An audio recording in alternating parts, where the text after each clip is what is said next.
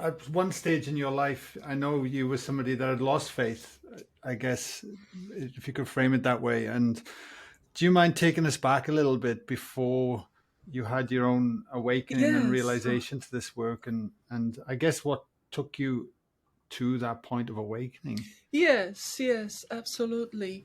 Um, I was 14 when I decided to become an artist, and I was considering becoming a scientist. And then I thought, I think if I focus on art, I will have more freedom to explore. My interest was, as you know, probably many um, teenagers would have an idea that they want to find the truth, and that's what my goal, to Mhm. find the truth.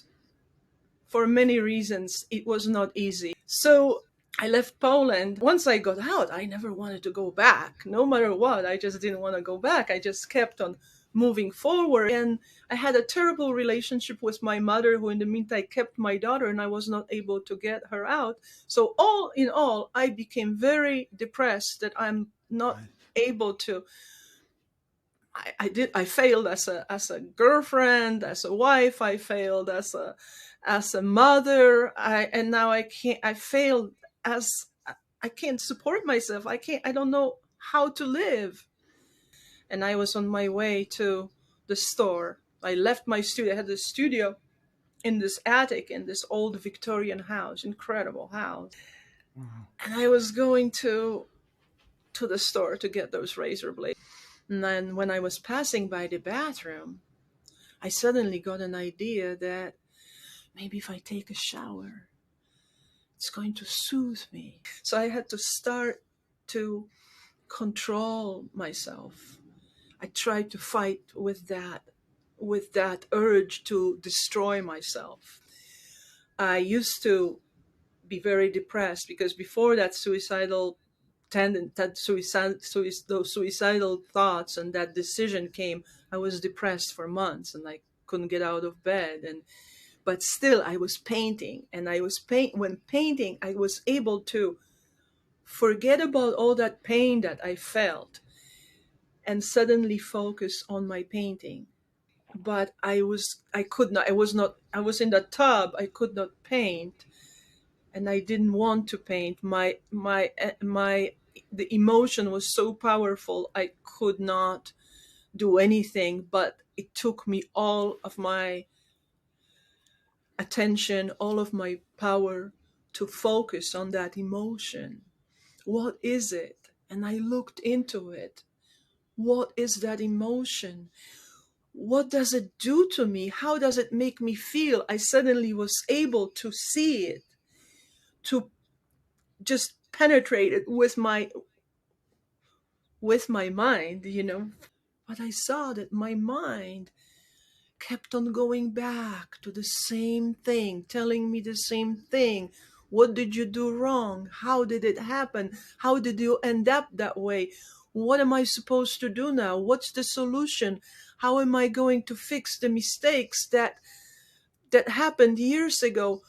No, I can't fix it. Everything is here now and I can't fix it anymore. And once I realized that, this is the surrender of the mind. And there I was in the tub with my eyes closed. I surrendered.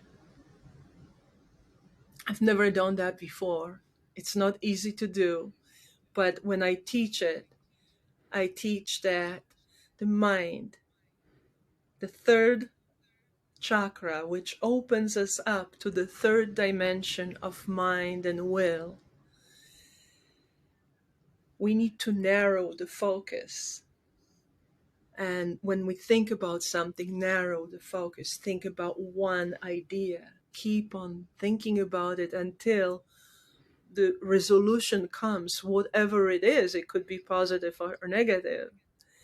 But there is just one thought that's the result of our narrowing of the focus. So there I was in that tub,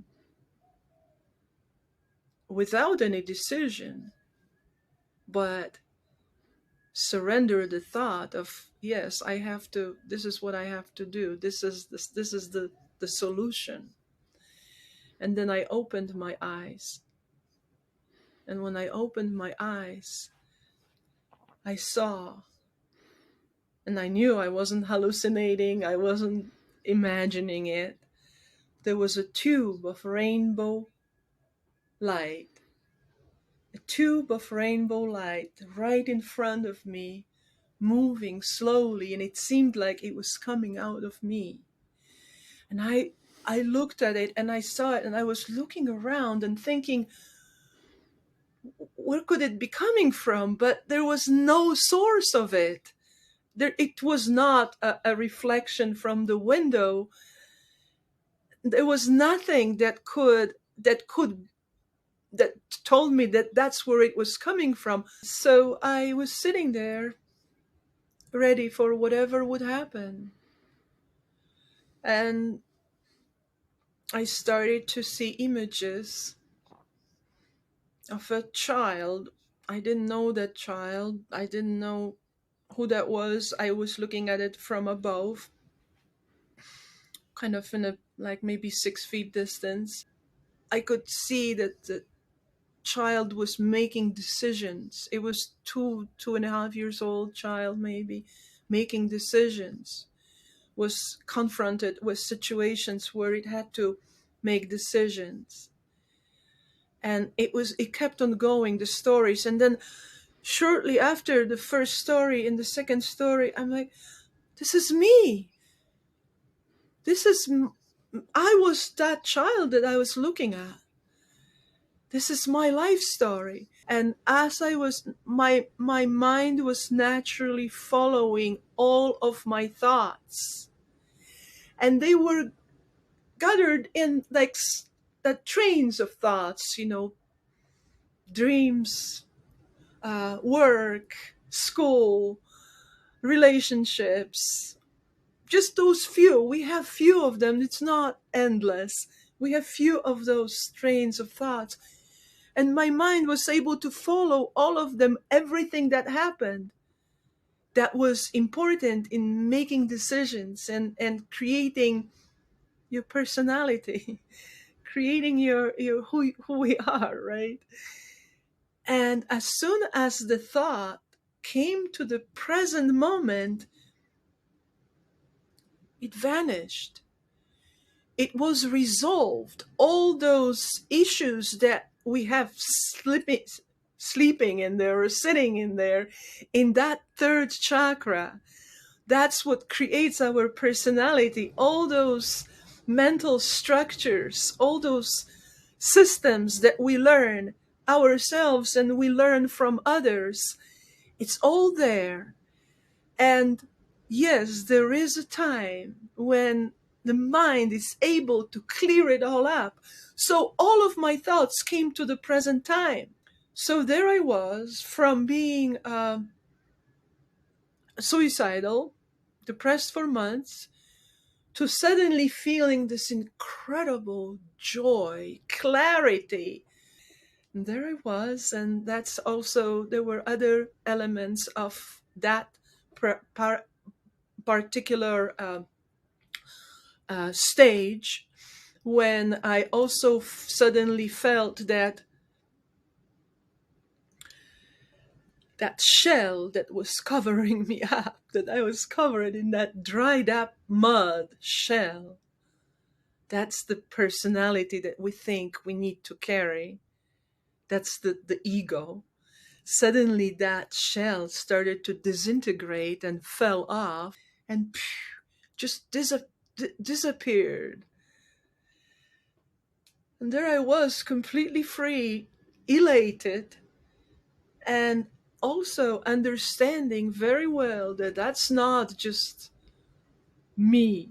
This is for everyone is able to. Every mind can release thoughts that are stuck in there.